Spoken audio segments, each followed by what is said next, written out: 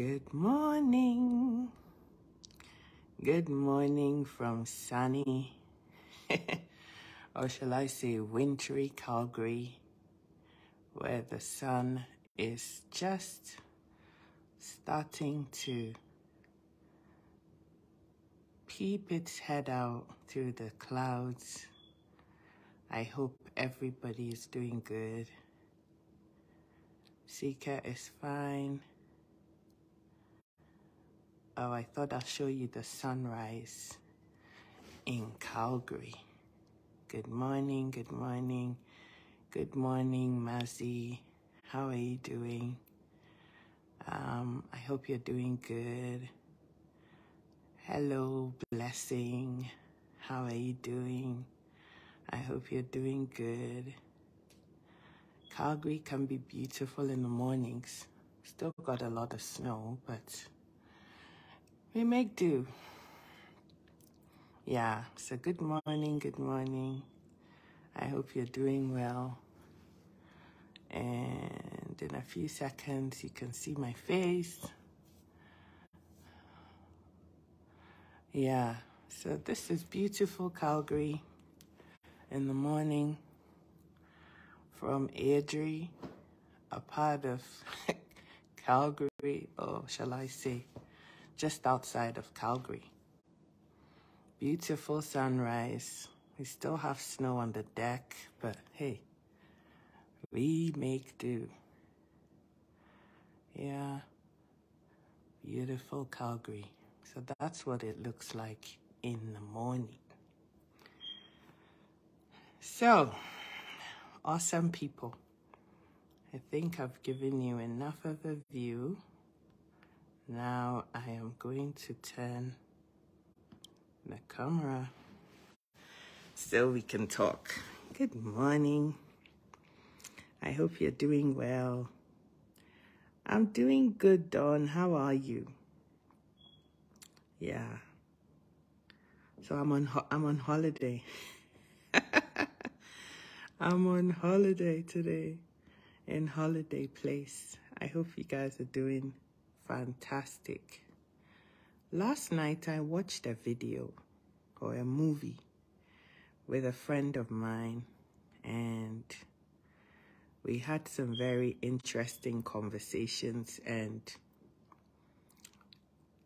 I thought I'd draw our minds to certain things that are going on in our lives and hope that we can all draw valuable lessons. And I think with us, most of the challenges and the problems that we have stem from an unwillingness to change our mindsets and do things differently. And unless we are prepared to change our minds, things are going to be very challenging for us as a people, especially with a changing world.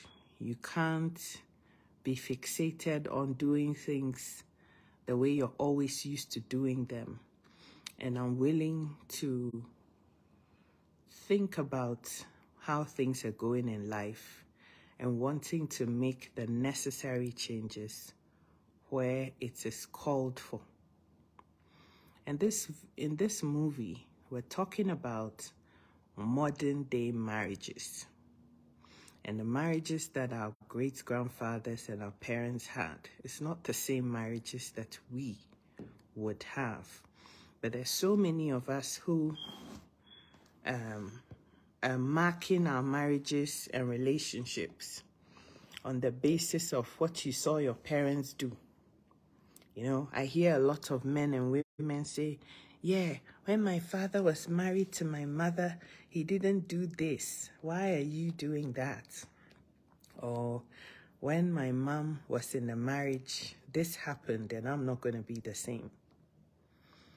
Your parents' marriage is not your marriage.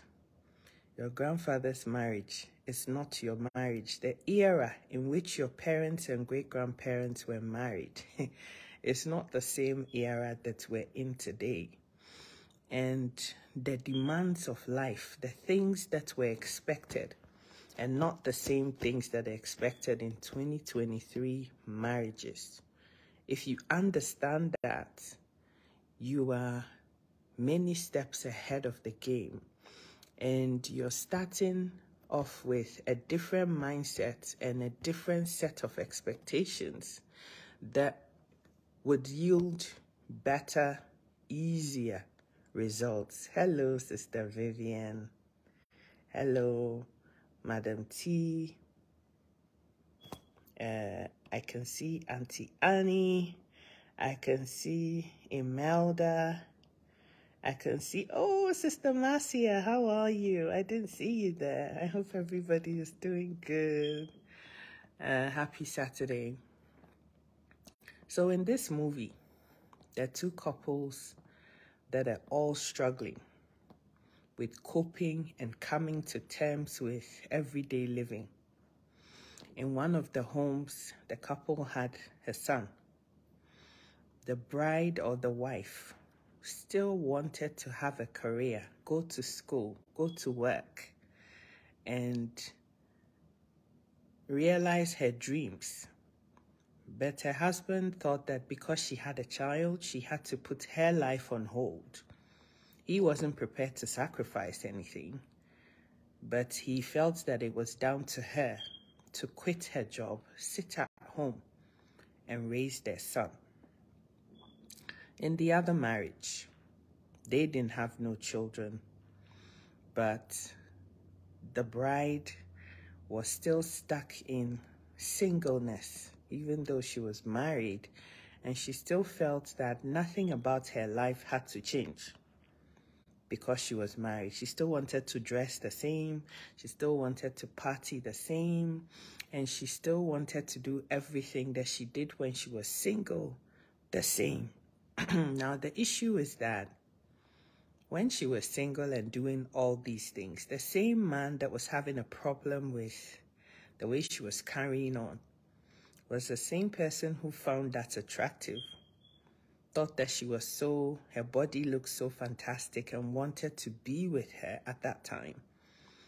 But now that she's married, all of a sudden, he's now comparing her to his mom's marriage, and my mom was this, and it has to be like this, and this is how married people should behave, and all of that.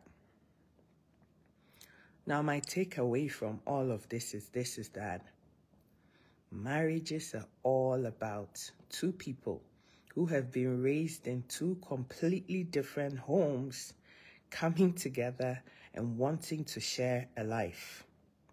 It's not easy. Even trying to compromise and live under the same roof, share a room with your own sibling that you come from the same womb as, it's not easy either. It's hard. It's hard work, right? So if that is hard work and we struggle, it's so hard to adjust to your new living, how much more a relationship that two different people from two different homes are coming into and trying to make it work? I mean, how do you think that that's going to be? It's not easy. But if there's no willingness to compromise, if one party always wants to have their way, it's my way or no way, this marriage will not have a happy ending. Compromise is something that is huge. There has to be the willingness to adapt to the new situation in which you find yourself. And a lot of the times, some of our brothers have been wired to think that it is the women who have to change and adjust and do everything humanly possible to make the marriages succeed. But I'm here to debunk and disagree with that, because the marriage has no chance of surviving if one person is given the task of ensuring that the marriage succeeds. It is the willingness of the two people in the marriage understanding that, hey, We have chosen to live this new life, and we have to do whatever it takes to make the marriage work. It's when it works.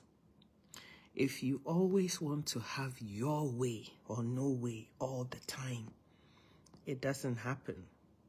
Selfishness does not play a role in a good light in any kind of relationship. It's not even about marriages. I have siblings. Mine are all girls, just like me, but we all have very different personalities. Some people are quiet.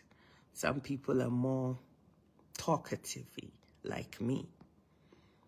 If I am with my quieter sister and she doesn't like to do social media stuff, for example, classic example, I can't expect that because she's my sister and she comes from the same womb that I came out of, that she has to live my life too. She has to do what I do, talk like me, behave like me. She's a person in her own right. And so if there's no understanding and compromise and trying to complement each other in the relationship, it fails before it even starts. In this movie that we were watching, the man would go to work, the woman would go to work, they would both come back home from work, and the man expects that somehow the woman has some extra energy and she needs to go in the kitchen after doing a 9-10 hour day and come back and be happy to go in the kitchen and start cooking new things from scratch and lay the table and dish the food out. And when he's done eating, then she has to clear the table and clean the place and do all of these things, forgetting that they've all woken up in the morning. She made him breakfast. She cleared the table. Then she goes to work to put in the same 9-10 hours that he put in, but he's still expecting that the woman somehow has some extra energy at the end of the day to come and stand in the kitchen for another 4-5 hours and make pounded yam and do this and do that. You know, like sometimes I find that some of our brothers can be very unreasonable. And I have seen situations where my friends who are married do all of this. They work hard, they've got children, they're balancing everything off. As soon as the woman is unwell for a few days or has to travel for a few days and now the man has to take over the charge of the house, things fall apart. Then the same people who were making noise, I give you money, I do this, you should be able to do everything in this house. Why are you behaving like... The same people are now quiet. Because they're realizing, wow, so my wife does all of this and doesn't even complain? A lot of women go through monthly menstrual cycles. Some people have really bad times with it. Some people can manage their own symptoms better.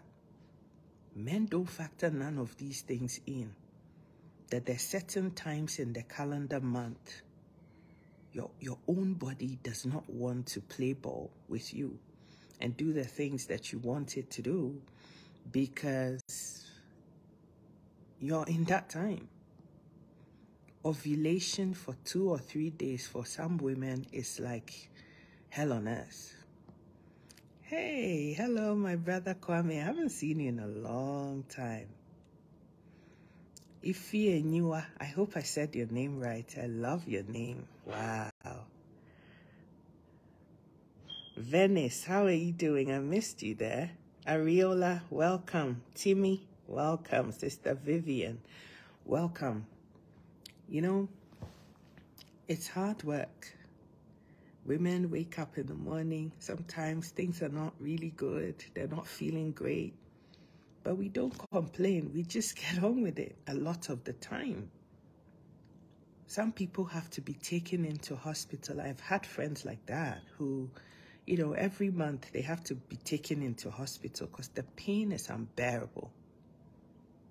So when you're with somebody like this and you think that you're the man of the house, you never learned how to cook, you're not prepared to help, you don't want to do anything, and even if you can't cook, we live in a society now where there's so many places that food can be bought. If 1 or 2 days in a month or whatever your wife can't cook, and you're unwilling to do it yourself, there's food out there, like there's restaurants, just order food. If you live in the West, there's even delivery options. There's skip the dishes. There's all kinds of things. Like, just get with the times. The world doesn't come to an end because you went and made food for a change. You don't stop being a man just because for 1 or 2 days in a week or whatever, you have to make or cook. YouTube can teach you how. Exactly. I remember that I have a friend of mine who called me a couple weeks ago. Now that you say YouTube, is so funny because he watches Sweet Ajele a lot. Sweet Ajele, if you don't know her, is a Ghanaian woman. I think she lives in the States, who cooks, right? And he wanted to make some soup or something and he didn't know how, and he's now calling me and what should I do? I'm like, look, I'm at work, okay? Just leave me alone. I'm at work. I can't do this right now. He went to Sweet Ajele on YouTube and watched how it was done, and he done it. Finished, right? Where there is a will, there is a way. Those times of expecting that the woman should be the slave, the cook, the cleaner, the wife, the partner who brings money home and supports you, and the baby maker, and the child raiser, the child minder, the nurse, the doctor, everything all wrapped into one. That's unrealistic. Our grandparents, my grandmother did that because she was a homemaker full time. The man went out and slaved away and brought all the money home. Like, we're not in that same era anymore.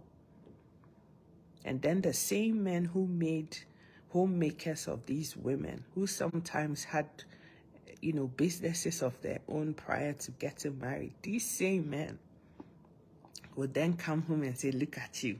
You're sitting at home with the children. You don't do anything. You don't bring any money home. And a lot of our grandparents use those same things that they themselves had created as reasons to cheat on the women and go and have extramarital affairs and bring more children and confusion into the homestead. So sometimes I don't understand my brothers at all, because I feel like a lot of my brothers don't actually know what they want. You want a wife who brings money home. You want a wife who cooks and cleans. You want a wife who makes babies. You want a wife who gives you good mama and papa every night in your bed. You want a woman who would look after you when you're not well. You want a woman who is a nurse and a doctor to your children, a teacher, everything, a driver. Like, what do you want? What do you want? Because you have to understand that this is also another human being, just like you, has feelings just like you, gets tired just like you. Women don't have any extra powered batteries that are put inside of us, or engines that run any faster. And I blame some of my sisters sometimes because we get into marriages and even relationships before the marriage, and we set unrealistic expectations, and so we spoil our men, and we make them think that it's okay for them to expect and demand all these things from us.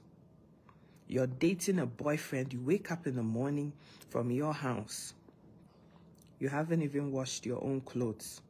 You haven't cleaned your own house. You've not cleaned your parents' house, but you're happy to take a taxi or jump in your car and drive to your boyfriend's house. You sweep, you clean, you lay his bed, you make food for him, everything. Wash and iron his clothes. Of course, now that you're married, you've been doing it since when you were boyfriend and girlfriend. He's not wrong in expecting you to do the same things when you're now married. Okay? The world has changed. The world has changed, and I have seen lots of parents that are still raising sons, like the sons that were raised 150 and 60 and 40 years ago. The world has changed. Our brothers also need to be able to learn all these coping and survival skills. And it's a good thing to have up your sleeve for your own life. My brother, when you can cook for yourself and you can clean for yourself and you can do everything for yourself, you are unlikely to have any young woman bluff you or think that they have something significant on you, and that if they don't come to your house and clean and cook and do all these things for you, that you cannot survive, because you can. Learning how to clean your own house and clean your own self is very important. Why should I have to do all this when the women are there? Who made it a woman's job to do the cleaning and cooking? I want somebody to show me where in scripture that is written. If you're a Christian or if you're Muslim, where in the Quran it says, stipulates that the job of the woman is to wake up and clean the man's house, because I haven't seen that verse yet. Some of us need to change our mindset, or else we'll make life difficult for our wives. Exactly. You set unrealistic expectations of women. I have always said this, and a lot of my friends laugh at me when I say it, but I'm actually dead serious when I say that. One day when I get to heaven and I meet the Lord face to face, the first question I'm going to ask him is, God, why were you so unfair to women? Men should also have monthly periods too. You wake up in the morning and your down below is on fire and your balls are hurting like crazy. And then for the next 3 or 4 days, you have blood oozing out of it with the pain. Then and only then would you men understand sometimes what women go through. And I know that sometimes when I say this, people think, oh, you're just a feminist. You're always defending women and you're always... No. That's not how it is. I have a father, I have nephews, I have brothers, I have everything in my family too. I have friends who are men that I care about. They're human beings just like us, but the expectation in our community is unthinkable. It is. They're not realistic expectations. And if you would just put yourself in your wife's shoes for 5 minutes, you would realize the enormity and the sacrifice of what it takes for a woman to be a wife and help you make a home. It's not an easy thing at all. And a lot of the time, there is no recognition, there is no acknowledgement, there is no thank you, no gratitude at all from some of our brothers for all the big things that women do and women go through. I'm at a point in my life now where my body is changing so much.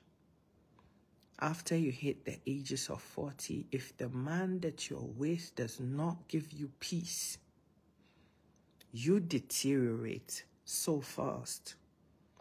I see some of my friends that I went to school with. They were so beautiful women. And I look at them today because of bad marriages that they're in, and I cry. because I look at some of the things that marriage has done to them and how much deterioration I see before my very face, and it makes me sad. Why does it have to be like this? Some people have lost their lives just because of bad marriage that they got inside. Why? Bad marriage that they got themselves into has cost some people their lives. It doesn't make any sense whatsoever. It's very sad. And yet, my brothers want to carry on and do what you want to do. Hello, my brother Greg. Hello, Richard. Hello, Patty. Hello, Mom Shots. I hope I say your name well. I can see Lee. That's easier to say. Hello, Anne-Marie. Adebisi. I hope I'm saying the names right. Man. Hello, Nancy. I hope you're doing good. Mobile, I see you. Coca, I see you. Dawn, I see you. Yes, who else is here? I can see Kande Mohammed. I hope you're doing well. It's a hard life. It's your first time? Welcome, welcome, welcome, Anne-Marie. Yeah, but I honestly, seriously think that we can make marriages work if we change our mindsets and the expectations that we have of each other in the marriages. If you do this, you change an awful lot about your life. You know? Not comparing marriages, but I have been raised in a home where both parents were professionals. And it doesn't matter whether it's a profession, like going to work and having an employer. It doesn't matter. It works the same. The principle is the same for entrepreneurs that run their own businesses. The principle is still the same. And in that home, both of my parents did everything for us. My dad washes his own stuff, irons it. My dad bathed us when we were younger, got us to school, put us to bed, did our homework. And even today in his later life, he's self-sufficient. He can cook for himself, clean his own house and everything, wash his own car and everything. And so there was no expectation that it is this person's job to do X or that person's job to do Y. It wasn't like that at all. And so there was always peace and tranquility in the house in terms of, I never saw my parents fight over you. I came back from work and there's no food in the house. I never saw that. Because my dad can cook, my mom can cook. Obviously, over the weekends, my mom wants to cook what my dad would like to eat, and she's got the time, and she will cook the food, and we'll all sit down and eat, and that was that. But when she couldn't do it because she was out there working, I remember there was a time that my mom would leave the house at 6:30 in the morning, and sometimes 9 p.m. is when she's come back from the bank. So she was a banker at that time. If she didn't have the husband that she did, it would be something else. There were days that my mom would come back home earlier than normal because she's not feeling well and she'll go to bed. My dad never goes to the bedroom and starts screaming, "Where's my dinner? Where's my food? Why is there no food in this house?" No, he never did that because he knows how to get into the kitchen and cook the food for his children to eat too. Right? And some men are so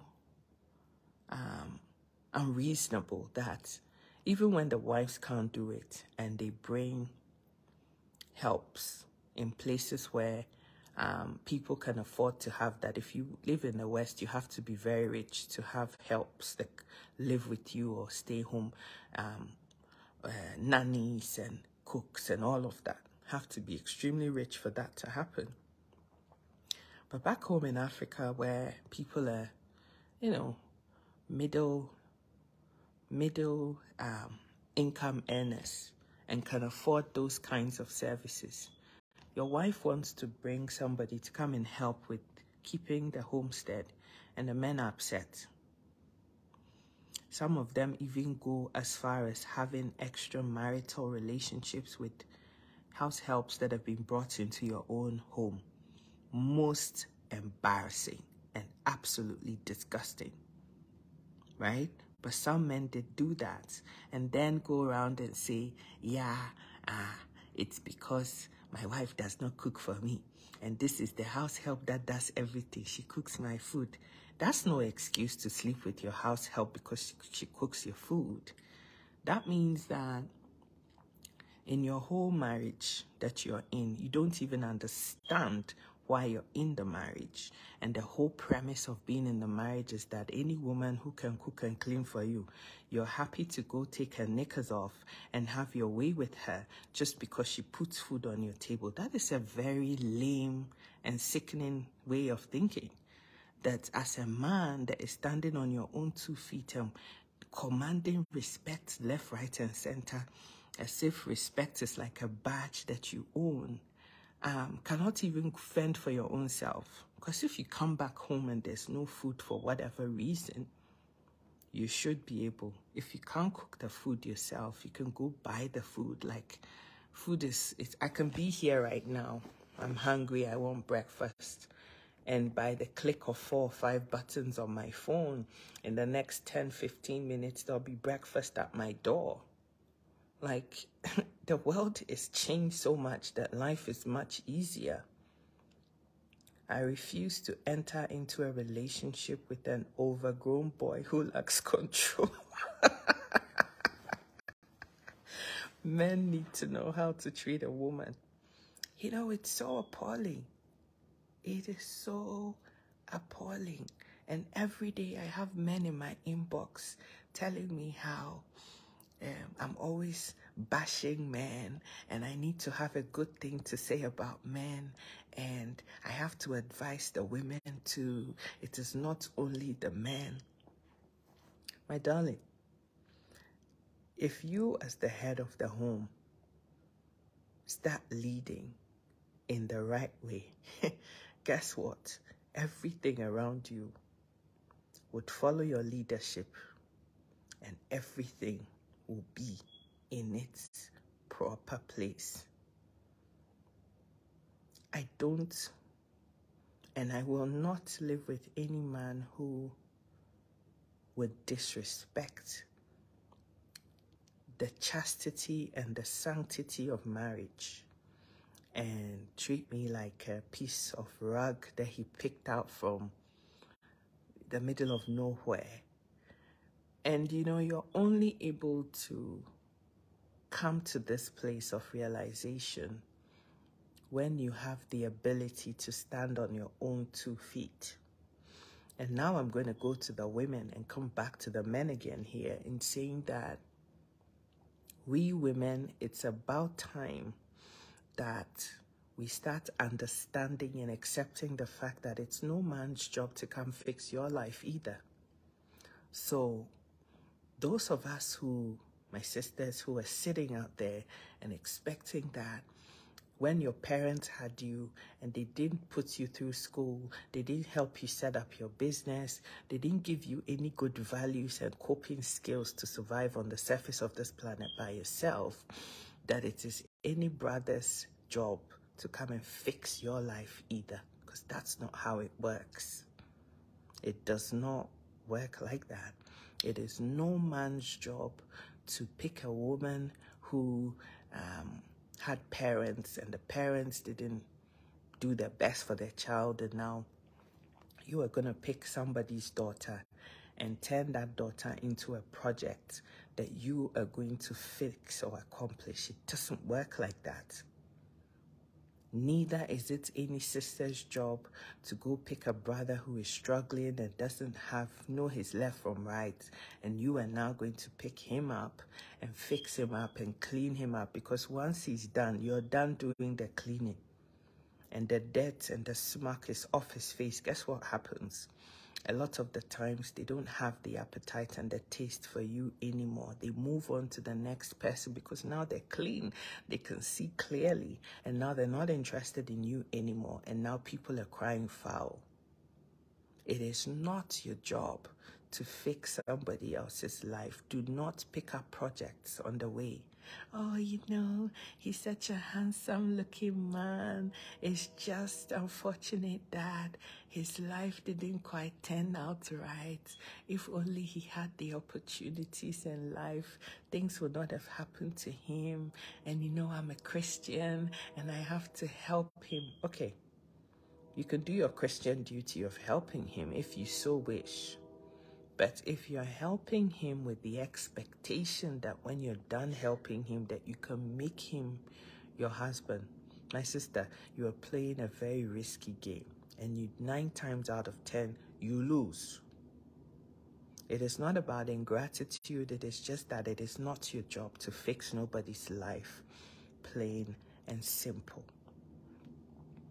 Likewise, brother, if you know who you are and you respect yourself enough, it is not your job either to go pick somebody from wherever because their lives are not fixed out. They don't know their left from their right, but she's beautiful and she's cute and she's respectful and she's tamed and she's whatever. Of course, people are tame, and of course, people are respectful and humble. When they need help and they need people to help them, of course, they're going to be like that. I haven't seen any proud, pompous brokers in my life before. Well, there's some people like that, but those don't tend to be in the majority. A lot of the time, when you need help from other people, you have to come down a notch and you have to eat humble pie. And so a lot of the time, they will eat the humble pie and come down a notch because they need you to do things for them.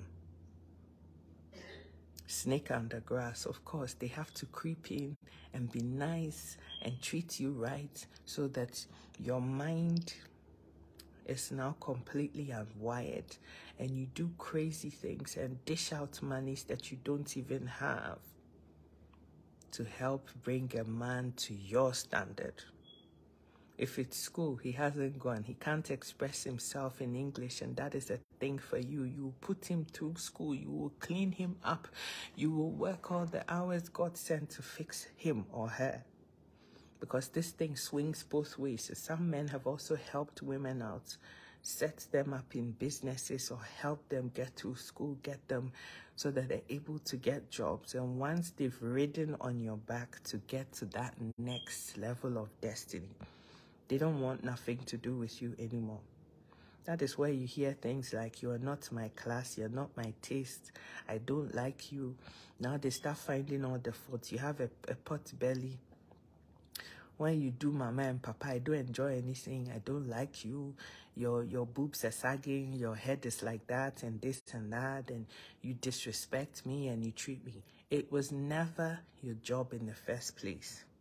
Do not pick up projects. Don't pick up projects. It's not your job. Nobody asked you to pick up a project and fix the project and think that because you fix the project, you have the rights to the project. It doesn't work like that. Hear me. I've said this so many times, and yet I'm still seeing people doing the same thing, and people are still going to keep on doing it. Okay? Yes, we have nothing in common. Absolutely, my sister. A lot of people have fallen victims and are falling victims to this thing. I have seen women give up monies that they could have invested in their own businesses, expanded the businesses, make it better, this, that, and the other. And they put all of those things into men because they love them. Then you fix this man up good. He gets a job. And now he's telling you, oh, you're too big. You don't look that attractive anymore. You're older than I am. Or you're younger, you're too young. You're not marriage material. I've met somebody else. I don't feel the same way anymore. Yeah, after they've taken the best out of your life, they're going to turn around and tell you, you're not good enough anymore. And a lot of us turn around and we're surprised that that is happening. But that is just human life. No more group projects, no more single projects. It is not your responsibility. Anybody who has children, who loves their children, must provide for their children, must do everything humanly possible to make sure that your children have the best of everything so that they have a fighting chance of surviving. Guys, if you knew what is happening in the world and how much advanced things are going, honestly, you will think twice before you bring somebody on the surface of this planet that you're not fully equipped to provide everything that this person needs to survive and thrive. Honestly, if you just have children just for the sake of having children, you're ruining your children's life. You don't love your children, because the world is advancing and is moving at a pace. And a lot of us are stuck behind because we refuse to change our ways. And we're not giving our children a fighting chance of surviving. When you are not here anymore, your children will be cussing at you because all you've brought them is just pain and anguish. You can sit in your little cocoon in a village and maybe you're the village champion where you are, but step 5 minutes out of that and there is so much happening. The world is advancing. I'm not saying that in the other communities, in our Caucasian brothers and sisters and all of that, that there isn't some of these issues that are happening. Every community has its own challenges, but when I look at our community as Africans, it hurts so much because our mindset is so different. People just have children just for the heck of it. You just meet this young woman and she's so beautiful, and you make the woman some kind of a trophy to be had. And then when you have her and you've had the children, then you're so happy that you've had a child with her. And like, that is just about it. Meanwhile, our Caucasian brothers have been taught right from infancy that having a child means 20 to 21, 25 years of your life is gone because you'll be paying child support for the next 25 years. So when they go basking around and having fun and enjoying apples and chicks and you know, boobs and whatever, they have it at the back of their mind. I better make sure that this woman ain't gonna have no children for me because I'm not ready. I am not ready to pay child support for the next 18 to 25 years of my life. That is the thinking. But in our community, children are a gift from God. You know, you have to have children and they're a gift from God. And when God gives you this gift, what are you doing to protect this gift and love this gift and cherish this gift and give this gift everything so that this gift can survive and thrive? We don't think about some of these things. We're just having children willy-nilly because we can. But our Caucasian brothers are very calculating in everything that they're doing because they're not prepared to pay child support for 18 to 25 years just because of 5 to 50 minutes of pleasure that they want to have. And this is the place that a lot of my brothers need to get to. Make tactical decisions. If you can't afford to have a child, and look after this child and give this child every fighting chance of survival, don't have the child. Don't have the child, because then you're proving to me that you don't love the children. You're just having them. There is no purpose. There is no plan. There is nothing.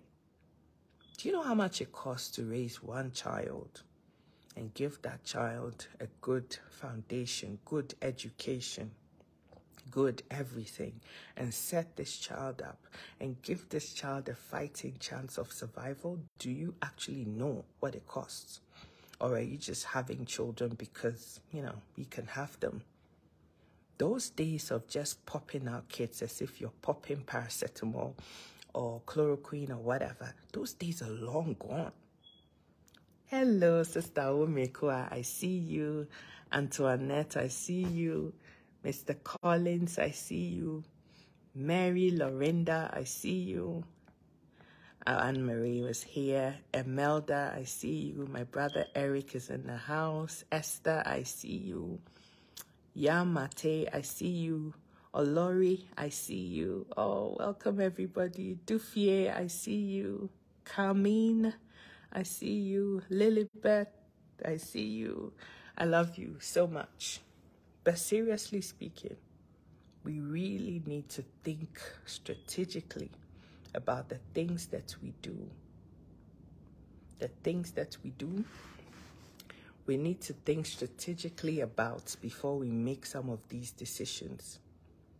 I'm not saying don't have children, but just don't have children just because, I can't abstain, and I can't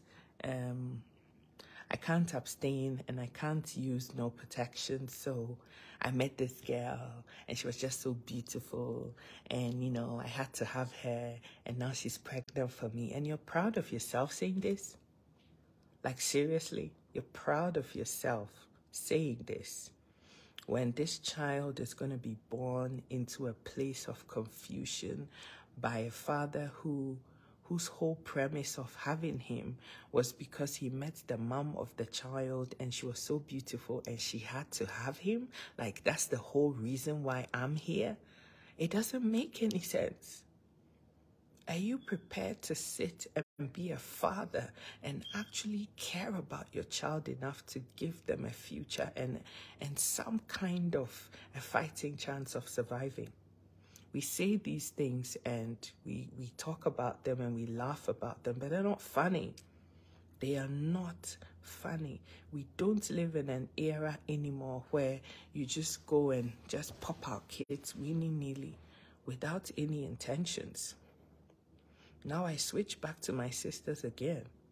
I always tell my sisters in the house that your down below is like a pot. If you open that pot and take the lid off, every spoon you can think of will be in your pot. There will be the ladles, there will be the flat spoons, there will be the spoons that you use when you're stirring spaghetti. There will be everything in there because you opened the lid. That's an invitation. If you don't protect yourself, don't come complaining and crying foul because you got pregnant. What did you think was going to happen? I always tell my sisters this, that it seems like a very raw, unfair deal to me that you meet a man and you both have fun, yet one person has to carry the responsibility and the proof of the fun having. Only one person has it showing off on them. The other person gets to clean their mouth, change their clothes, and move on. And there is no trace behind them that you had no fun. Doesn't seem like a fair, equilibrium situation to me. And so if you're a woman and you're hearing the sound of my voice this morning, I am telling you that you need to protect and cover your lid at all times. Put a lid on your pot all of the time. And if you're opening it for somebody who you know that you're ready for the ramifications of that fun having. Every time you swing the apple open and you're not doing everything humanly possible to prevent pregnancies, you need to understand that by popping the pot open, it is one of the possible outcomes. Now you sit for a split second and ask yourself a very important question.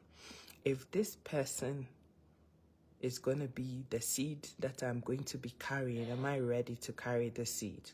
If the answer to that question is no, you better walk away from that situation, because what happens in the next 5 minutes, 10, 15 minutes after that is going to be a burden that you carry for life. It doesn't seem like a fair deal to me at all. It doesn't. It does not seem like a fair deal that two people do something and one person has to carry the responsibility of that something for a lifetime. Think. Use this thing here. Think.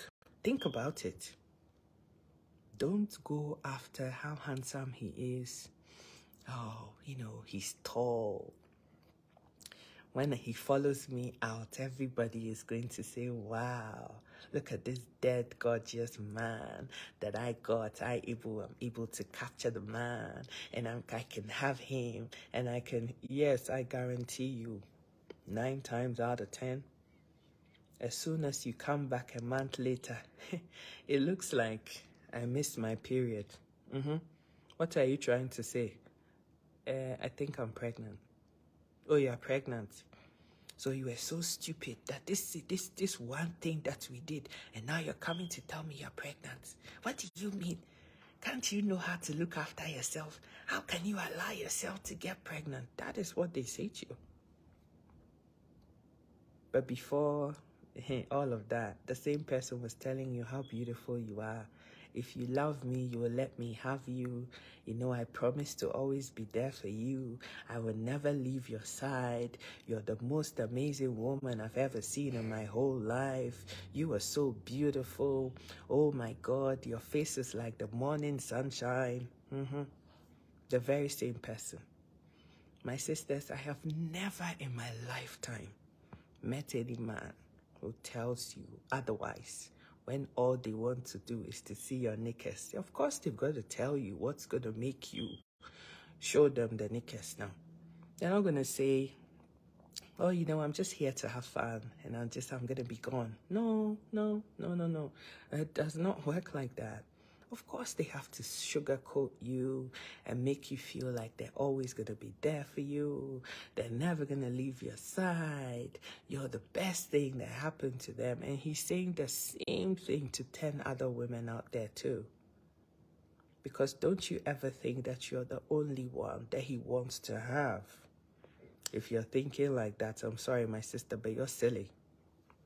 That's just silliness. That's what that is. Silly is what it is. It is time for us to be woke. It is time for us to be smart. It is time for us to make tactical decisions. Otherwise, things are always going to beat us, and we're going to be surprised that and start making comments about how unfair life is. No, life is very fair. The problem is you and the decisions that you're making for your own life that are poor decisions that are taking you to the places that you don't want to be at because you never thought that you should be in those places in the first place. Make smart decisions. Make tactical decisions. Think everything through before you take a step, because there's certain things that once you start to do it, my darling, there is no coming out of it. There is no coming out of it. I posted a video a couple days ago. If you haven't watched that video, go back and watch it. It is a painful truth, but it has to be said. The man or woman you choose to have children with is the most important decision you will make in your lifetime. It will make or unmake you. Think about it critically before you make that decision. Because once the pregnancy is here, once the baby is here, that is when you know the true colors. How many single parents haven't we seen? How many men are actually stepping up and being responsible for their children? And it was all because of one lid that you decided to take off your pot and allow some unscrupulous person who never deserved to see what is beneath the pot or inside the pot to come in with their spoon and dig out all the fish and meat and eggs and everything in between from your soup or stew. And this is the result.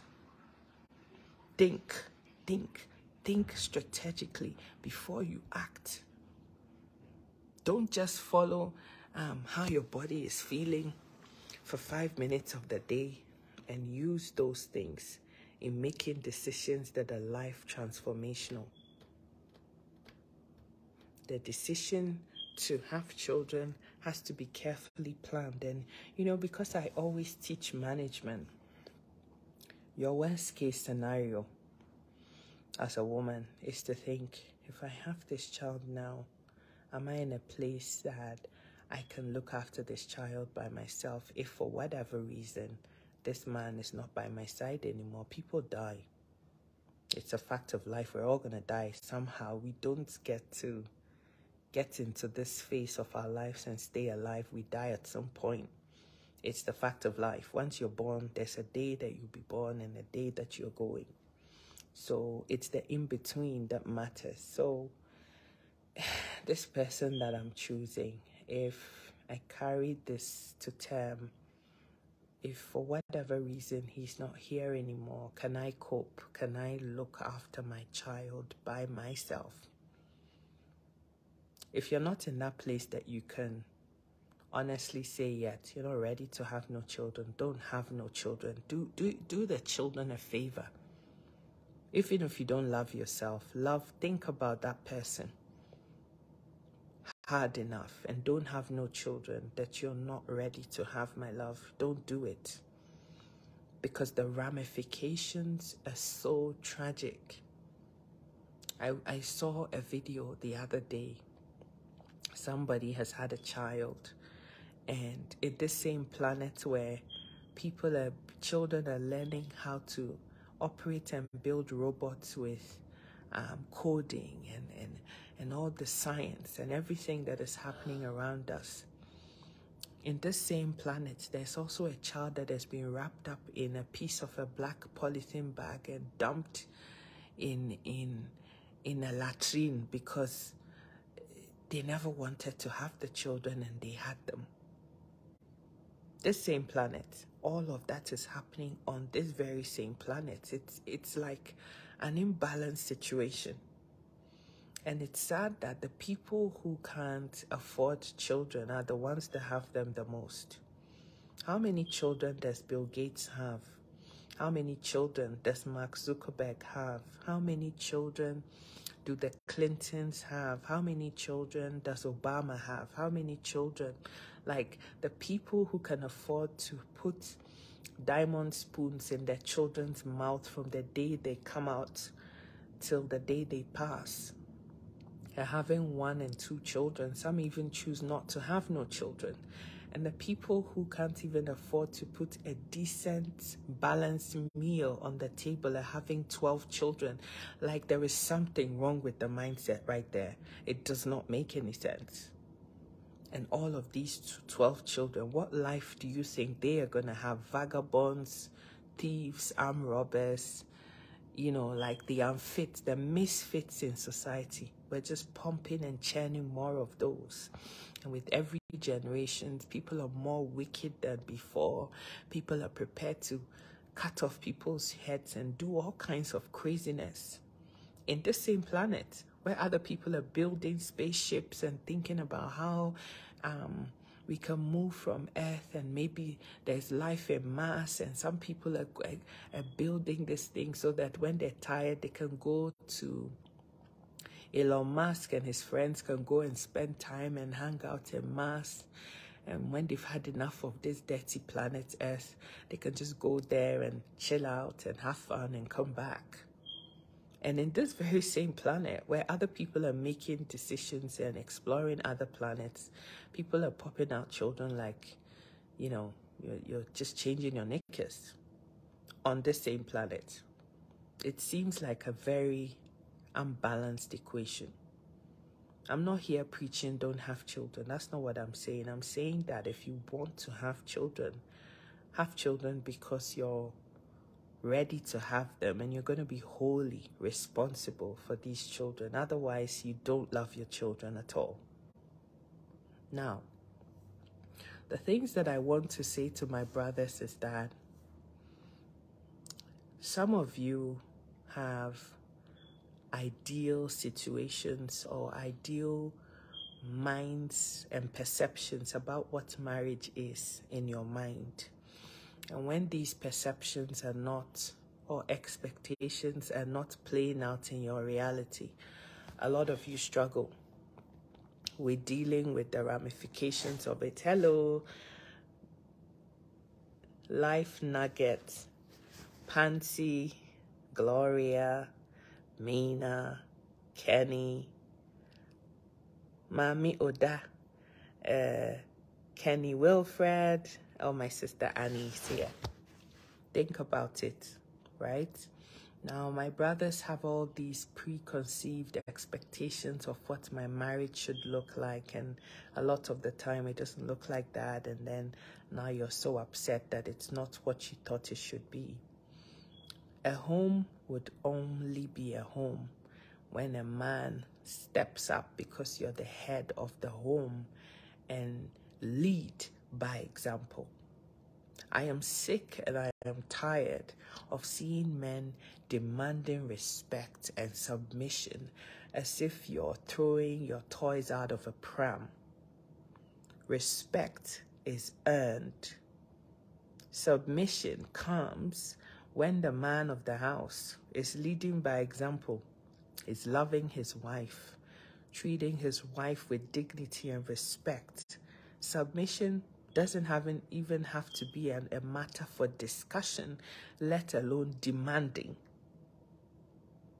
Because when you love your wife, you treat her right, you talk to her with respect like she's a human being and a co-pilot in your plane. Somebody that you can stand next to and be proud of, and you treat her in that manner. Believe you me, the woman and her submission will come naturally without you having to demand it as if you're demanding your very life for oxygen. That is God's honest truth. And I am sick and I am tired of people coming into my inbox and posting all kinds of biblical nonsense and jargon to me. I have a Bible, I read it too, about how the Bible says a woman should submit to her own husband. Are you loving your wife? Do you treat her as a co-equal with respect and dignity? Because when you do that, believe you me, submission will come naturally. But if you're there disrespecting your wife, saying all manner of things to her, you can't even sit down as two grown-ups and have a conversation in peace and harmony. And it's always degrading and insulting, using body parts to disrespect the woman who has borne your children, the same woman whose pot you take the lid off every time and have your way with. That same woman, you're insulting that woman, degrading and devaluing her. Some of you even go as far as hitting your women. What do you expect? Then you go and insult and devalue and stain your marital bed and go have extramarital affairs with other women, create a whole messed up situation.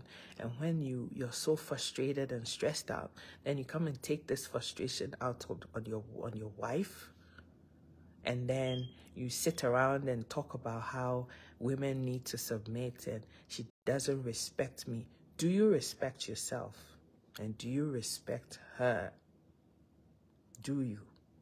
Because when you do all of these things, any good woman that you have chosen to be with would respect you, would love you, and will trust you that you will lead the ship, you will steer the ship, and it will not sink.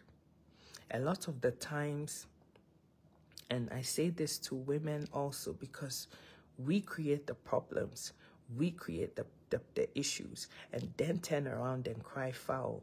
If you make good choices and the sort of man that you're wanting to be with, you won't be on social media crying foul about, how this man treats me like this and does this and the other to me. Treat your wife make tactical decisions and choices about the king, the person that you're choosing to be the king and the Lord of your home. That is down to you, the woman, because nobody holds a gun to your head, my darling sisters, in deciding whether you're going to say yay or nay to a particular man, if he doesn't meet your expectations of what you expect from a man, do not go ahead and compromise in marrying him. And then now when the true colors come shining through, you're complaining and you're whinging and you're moaning. I don't want to hear it. We are meeting and being with the persons that we are choosing because we are not able to choose right. That is the fact. You're dating this man. He can't even keep his swing, his dingling in his pants when he's dating you. What shows that when he marries you, he's now somehow going to change and become this good man who keeps it in his pants, who, respects his swinging pendulum and is going to be happy with you. A lot of us think that it's our job to come and change somebody who has issues and can't change. They don't have any dignity and respect for themselves, and you think that you can change them when their own parents who had them for 25, 30 years have not been able to change them, when they have gone through the seasons of life themselves and can't change, and then you think that you can change them? You've got another thing coming. So sometimes we choose wrong, and then we turn around and complain because the writing is always on the wall. If you're with a man when you're dating and he's already with 10 other different women, don't you ever think that something called marriage, a piece of paper that you're going to sign off and some vows that you're going to make, is what is going to change a man who does not respect himself, lacks discipline, and cannot keep the swinging pendulum closed? Do you hear me? If you make those decisions and you choose wrong, don't come crying foul to nobody because you chose. You chose. If you go pick projects that nobody asked you to choose, and you decide that you're going to do project regeneration, and you regenerate this project and now it becomes a proper building and says you are not going to live with me in this house anymore, do not be surprised. You chose. Sometimes these truths are so painful, but they have to be said because we are the ones who choose. We are the ones who go make these decisions, and then when it hits us back in the butt, now we're crying foul. Make tactical decisions.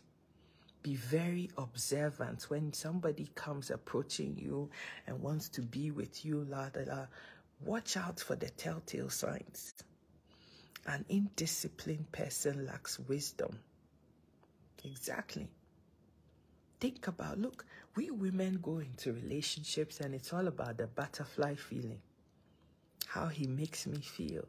Oh, when I think about him, I have all these butterflies in my stomach. And the butterfly feeling lasts for 5 minutes. That is God's honest truth. We've all been there, done that, worn the t-shirt. You meet this guy and he's so handsome and he's got the six-pack and the end-pack and whatever, and you're thinking, oh man.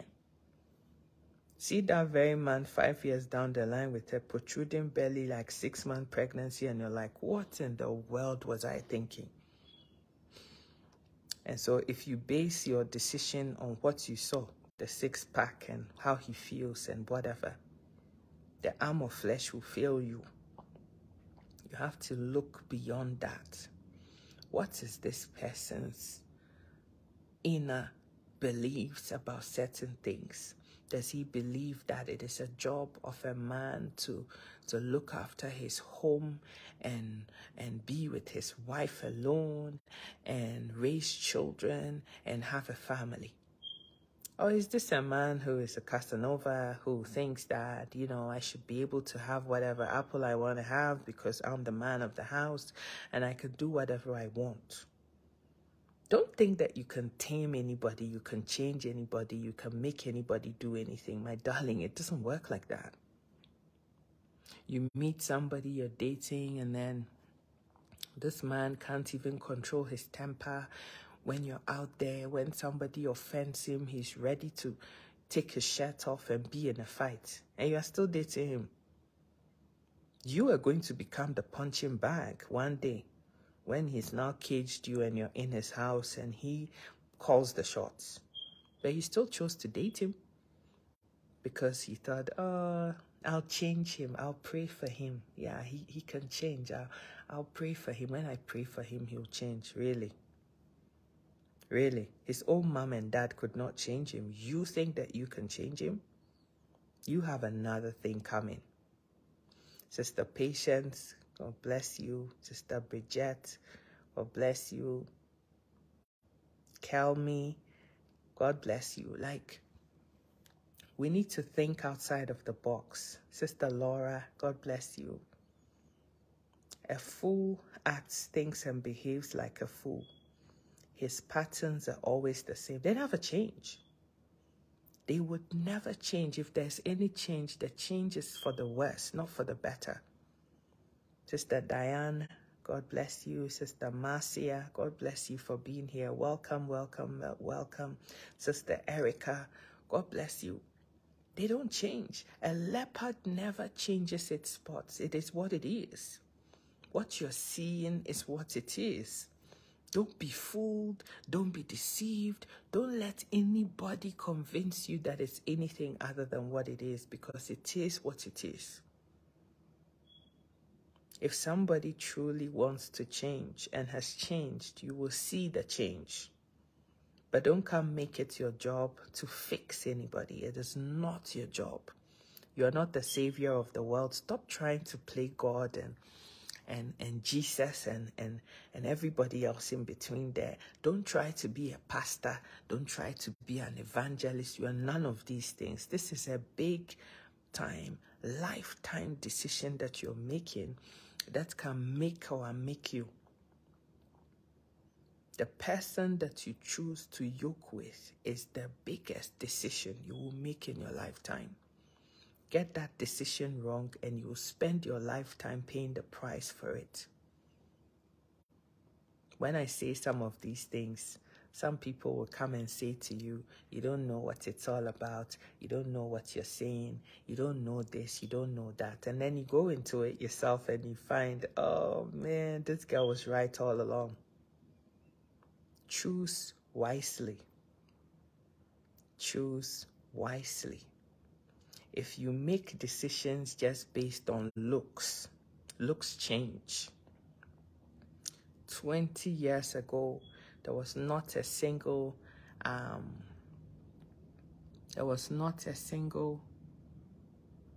freckle anywhere on my body. Nothing.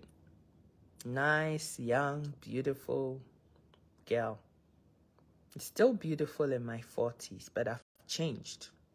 A 40-year-old me is not the same as a 20-year-old me. Will never be, has never been, and will never be the same.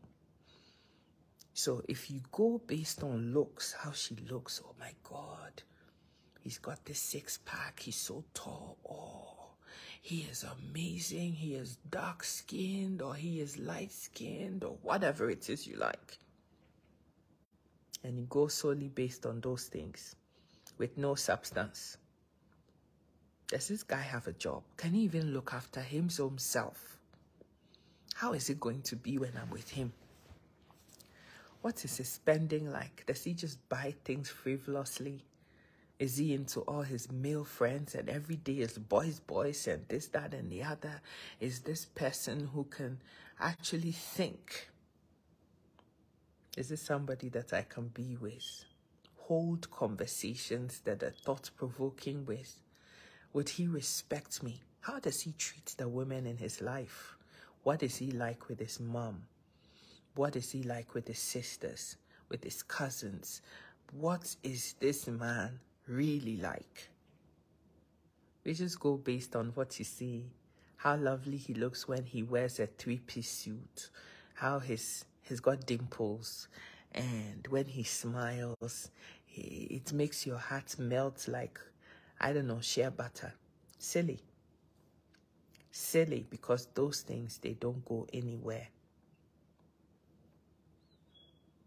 If you base your choice of a partner on looks, wait till he changes. And then you see, looks are deceiving, feelings are fleeting. Absolutely. Anne-Marie, I love you so much. Thank you so much for all your comments and all of that. Like, I love your engagement so much. God bless you, darling. Sister Charlotte, you're welcome. Don't base decisions on silly things like that. Don't do that. Those things, they fade with time. And then the next short 5-10 years, the person has changed so much. If you live in the West, the stresses of life, a lot of men have lost their hair.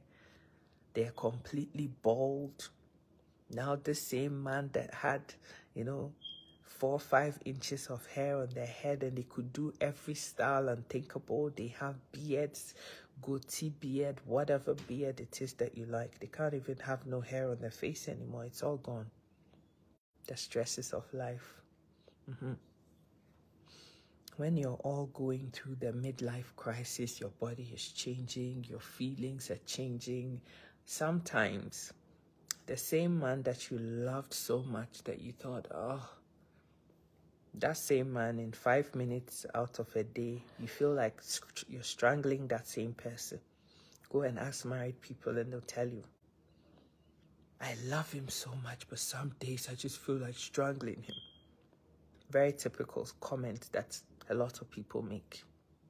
Because sometimes the same person that you love so much will do unthinkable things. If you're not ready for marriage, my darling, you have no business in it. Don't let anybody make you think that you're less than because you're not married. Because the people who are in the marriage cannot wait to get out of it, and you are in such a hurry to go into it. Like, it's so funny. It's so funny. The people that are in it, a lot of the times, are so depressed and unhappy, and misery loves company. So because they're in unfortunate situations, they want you to join in their misery. So they come on social media and they say, this is the man of my dreams. He's the best thing that ever happened to me. And yada, yada, yada. 9 times out of 10, the people that make the noise about their marriages, I always have question mark. Yeah. Because the people that are really in happy, successful relationships don't have to say anything. When you're in their presence, you can feel the chemistry between them. And you just know they're not faking it. This is just how it is. The people that make the noise the most are the ones to watch. Because sometimes that noise is a cry for help. It's nothing to tell you that their marriages are that fantastic. It is rather a cry for help. Be able to distinguish between the two and know the difference. And don't let anybody deceive you into thinking because they're laughing so much and they take all these picture-perfect things and put it up on social media that they're having the best, happiest, fantastic, most exciting relationships in their marriages. Because a lot of the time it's not like that. The people who are truly happy do not need to force you to see they're happy. It is just there. You can just see it. If you see a man alone and he's over 50 with children, ask yourself why. What happened to the woman before you? Why are they not involved anymore? Do your homework. Deception is the thing. And don't buy those stories that they tell you on face value. My wife, she was worrying me too much. She didn't give me any peace of mind. What did you also do to her? It takes 2 to tango. Any man who does not have the confidence to admit that the relationship didn't work because it took the 2 of them to not make it work. I always have my eyebrows, like I look at you with the corner of my eyes, because sometimes our brothers are very good at exaggerating things. And we humans in general, that's how we are. We don't like to shed ourselves in a bad light. There are very few people who are honest. They will tell you, look, it didn't work out because at that time we were both so young or whatever, and I didn't really understand what was expected of me in a marriage. And today now, I'm a changed person. I realize and I recognize that I'm a different person now, and maybe I'm ready for marriage now, and I wasn't back then. Very few people will own up to that. Most of us want to paint ourselves as the saints. I did everything for this woman. I gave her the best life ever. But he was punching her in bed every night. Hitting her with belt and everything in between, and telling you, I gave her everything. What was the everything? The belt. Don't be deceived by what you see. Like, what you see is just something. Delve deeper, and pray for the spirit of discernment. You need that. That is what reveals the things that you cannot see with your naked eye, so that you can make tactical decisions that are going to help you in your lifetime. That any man who does not love his children, does not love his mom, does not love the sisters and the people around her, is not going to treat you any better because you look 10 times better than the mom, the sister, the cousins, the nieces and nephews. Do not be deceived. And please, if you're going to be in a marriage, don't go into the marriage with your great-grandfather's marriage, because we are not in your great-grandfather's era. And this goes to both men and women. Understand what your partner's expectations in a marriage are before you sign on the dotted line. Before you say, I do, make sure that you understand what the person's expectations will be. You go, you meet a man, you don't even know whether he's a one-woman man or not. And you just assume that because he's fussing over you today, it means that you've made assumptions that he's always going to be with you alone. You never ask the question. Ask the question. Is this man... So, what is your understanding of marriage or relationships? Are you being in the relationship or the marriage because you're going to be in it for life?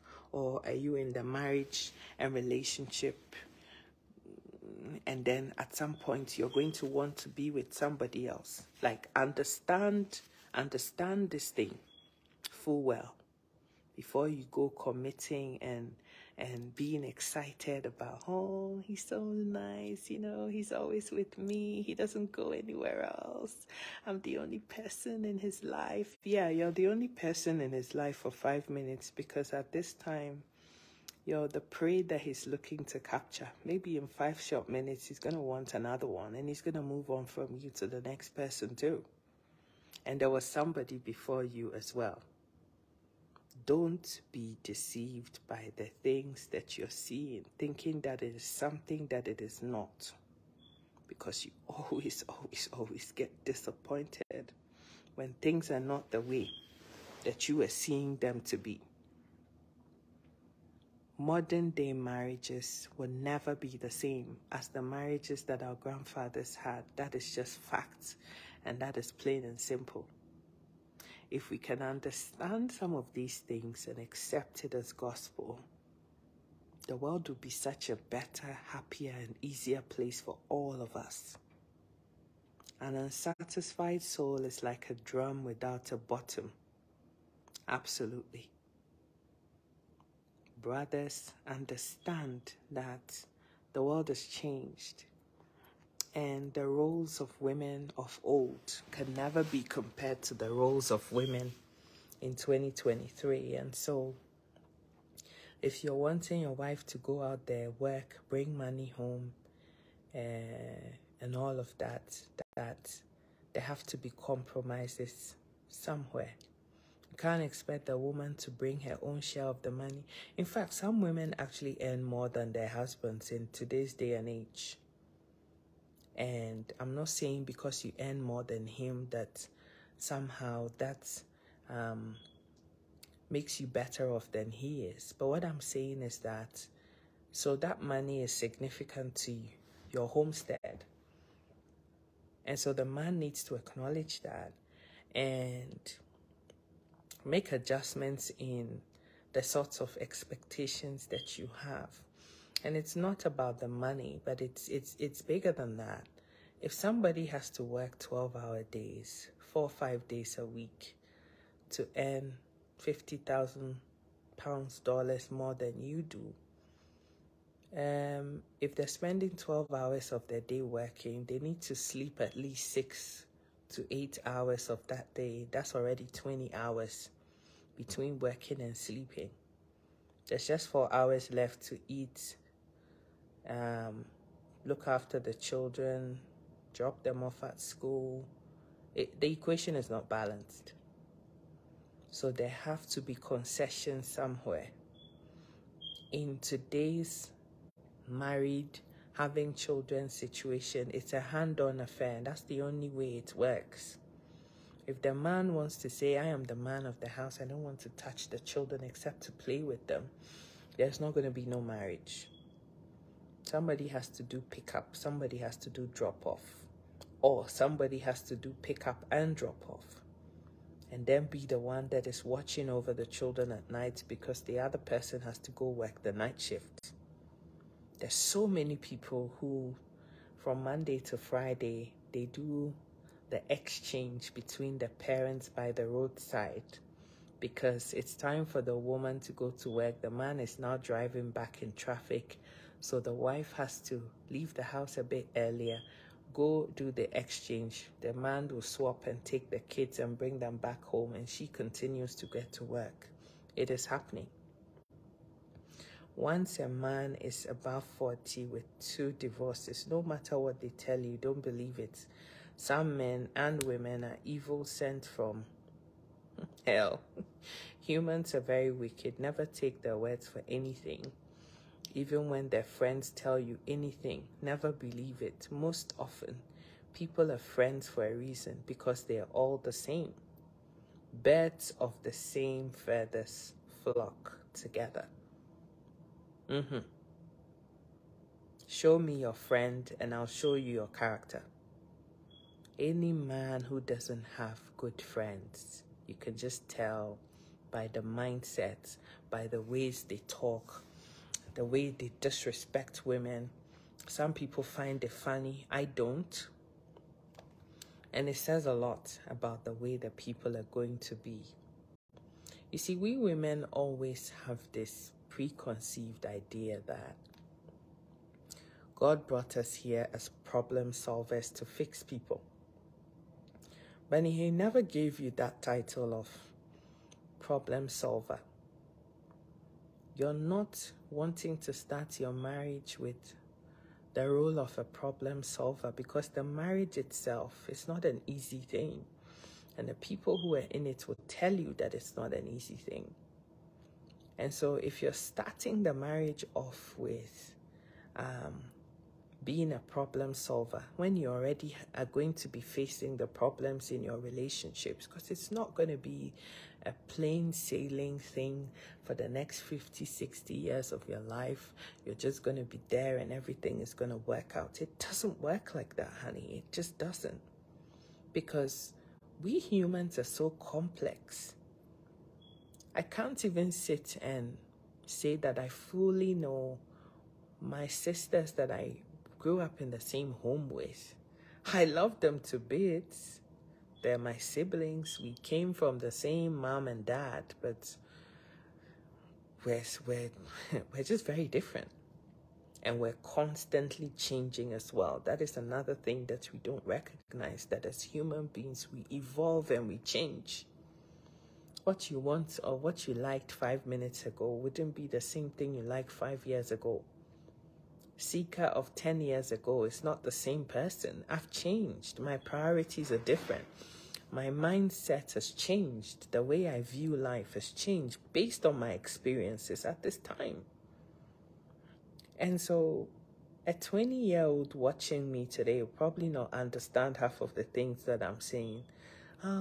For you at that age, you're thinking the marriage is all about the wedding day and how, fantastic it is and how the fuss is all on you and, You have a veil on and you're wearing a white gown and it's so beautiful and everybody's giving you attention and people are calling you Mrs. O or Mrs. whatever and you're so happy,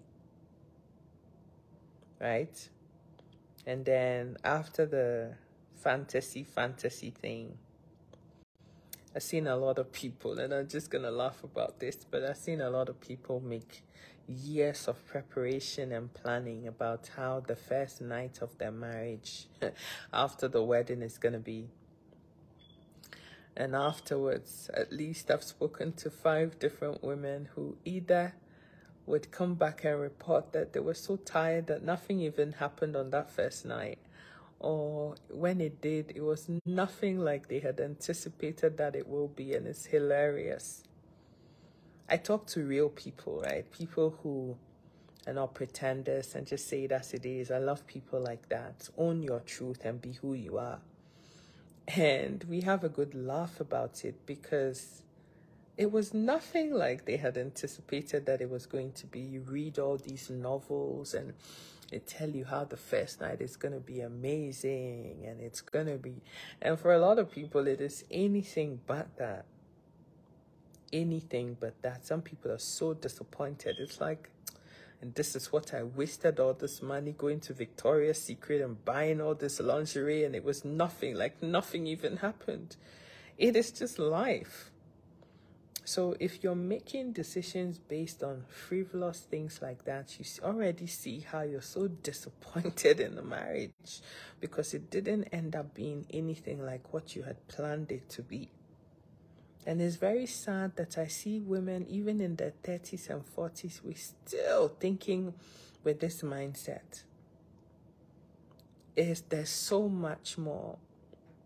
And in the conversation that I was having with my friend and my sister yesterday, she told me point blank that a lot of people base relationships on sex and how it's going to feel and the intimacy and how good it's going to be and this and that. But then go and find out that when you're actually in the marriage, like that 3-letter word is the last thing on your minds because now you've got a life. There's decisions that have to be made.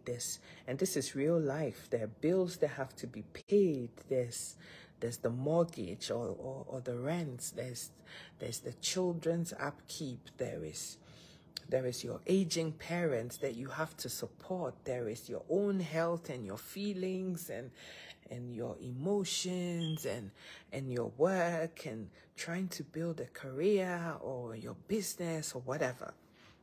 All of these things take precedent because when there is no peace and tranquility and happiness and love in your home, that 3-letter word is like, ugh. And you don't want to be involved in something that you're just doing because you're just ticking a box. That's not how it is. You want to be involved in something that you can enjoy. I can tell you on good authority that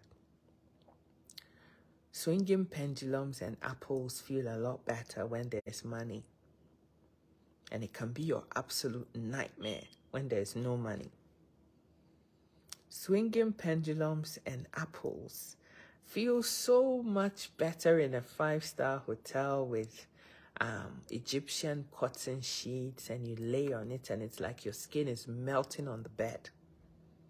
It feels a heck of a lot better in that situation than it is sleeping on a rough mattress that is sunk in at one point. There's no spring in the balance and it hurts and your back hurts and everything in between hurts. It does not feel good at that time. So when you're going to be having apples and swinging pendulums in a marriage and there's so much chaos and confusion, your mind is not even set right, you're not happy, things are not falling in place, that is the last thing you're interested in doing. The last thing. But when there's peace at home, you guys, you can see that your future is secured, you are happy and everything. Oh yeah, and you can afford to go away for a couple nights and just have your time. Oh yeah, feels very good then. If you're going to marry up, marry up. You slept. Right? So it's always like that. Understand and accept that, and you're going to be a happy, happy person. Do not make assumptions. Do not go in based on assumptions, because assumptions will fail you. Ask the relevant questions. Ask the relevant questions. Don't be deceived by what you think it should be and what it looks like it is. Ask the questions. I'm so happy for the relationship that did work. I appreciate my hubby, that God was preparing for me, and I now know why. God bless you for all your good works. Thank you, Mr. Joshua. Be wise, not in your own conceit.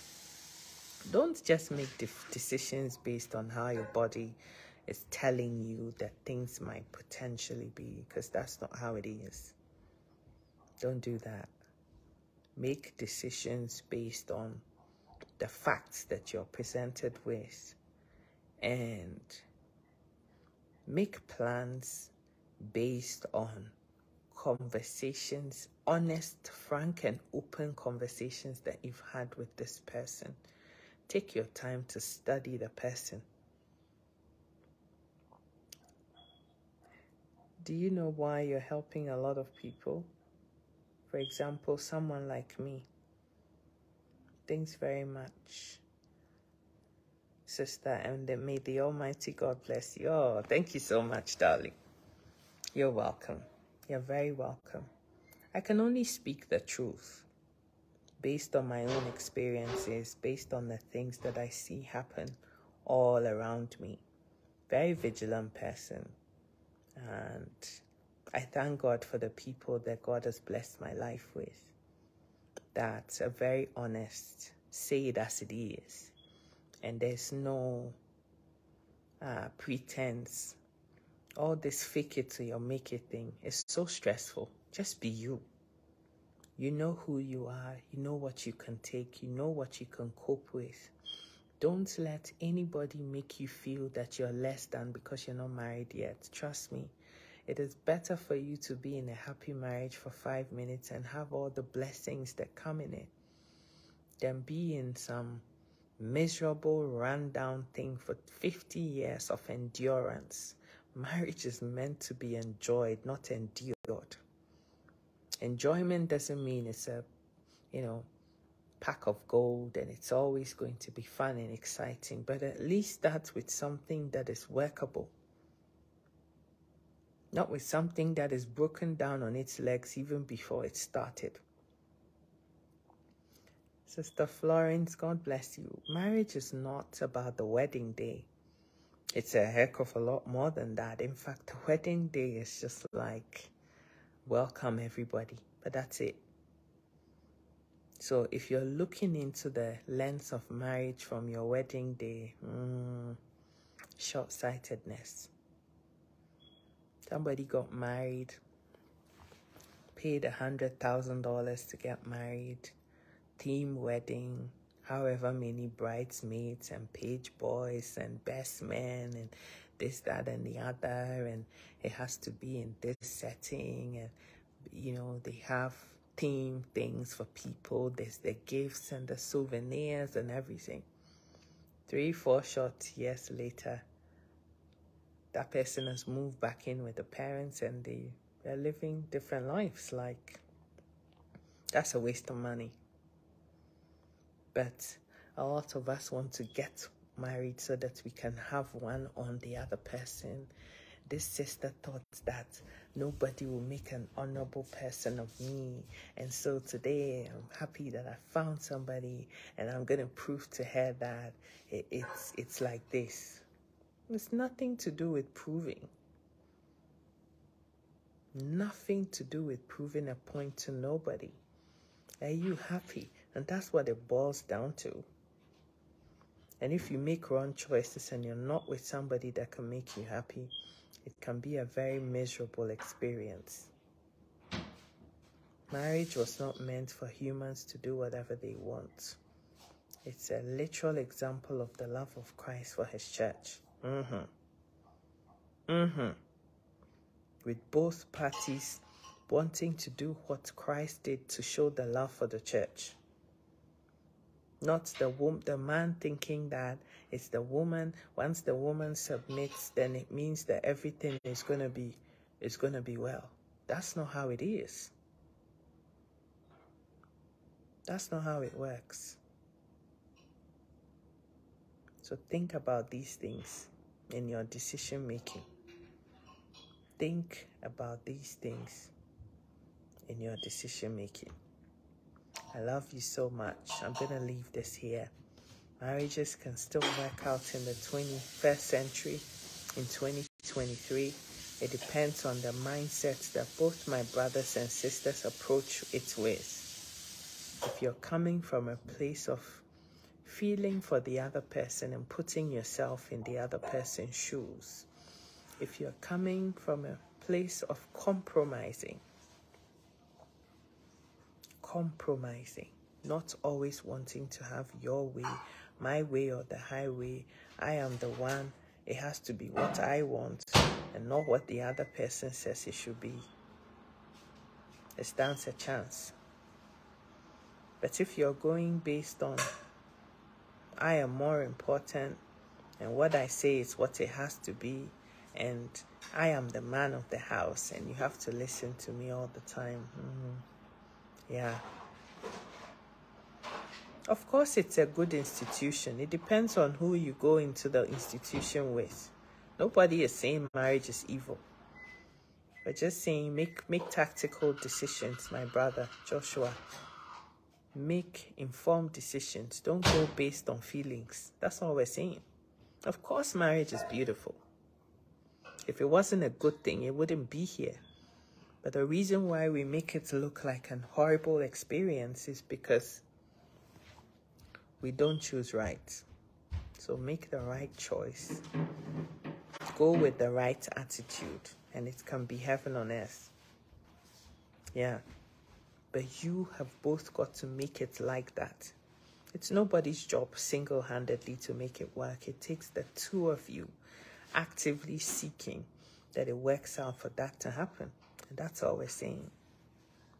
I love you. Thank you so much for being here. And I've had an amazing time. My brother Pius, you're welcome. Sister Florence, God bless you. Sister Rosalind, God bless you. Richard, God bless you. Mercy, God bless you. Anne, Joshua, all of you. My brother Joseph, God bless you. Thank you so much for being here. Ebony Black, God bless you all. I love you so much. If you missed the video, go back and watch it. I love you. Have a fantastic Saturday. The sun is now fully out and it's time to begin the day. Okay, take care. Love you lots. Mwah. Bye.